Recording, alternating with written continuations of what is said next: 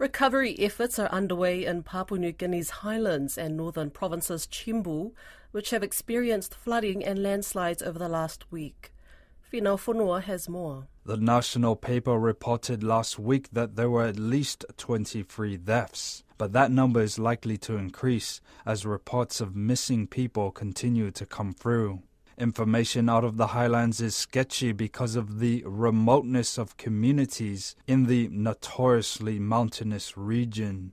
In the Gumene district, an entire family was buried in their home when heavy rains triggered a landslide. Gumene District Administrator Francis Diankil told RNZ Pacific that efforts are underway to locate and retrieve their bodies. They were in the house, in their family house. They're still buried. The retrieving work cutting hopefully starts today to try to remove this landslip and try to locate the bodies. Prime Minister James Marape told media that specialist teams have been dispatched to assist communities. Minister for Works and Highways Solon Miserim said the total cost of restoring infrastructure would cost over $15 million.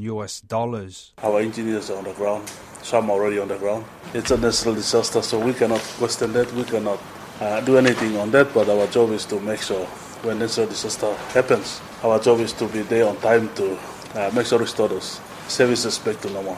Food rationing, fallen bridges and blocked roads have been reported across the affected provinces. RNZ Pacific correspondent in Papua New Guinea, Scott Wyther, says 21 people have been confirmed dead in the highlands. He also said there were reports of thieves looting aid trucks. 2 bridges that I know of have been washed away in the Madang province, so traffic has been hindered. There are crews on the ground to try to get a temporary crossing up and running. There were a lot of trucks parked along the highway, and opportunists took advantage of them and looted them.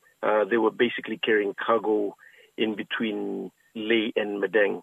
In the initial stages, it was difficult to contain because the container trucks were opened and then people started taking stuff out of the trucks here. Flooding and landslips are not uncommon when heavy rains occur in the highlands of Papua New Guinea.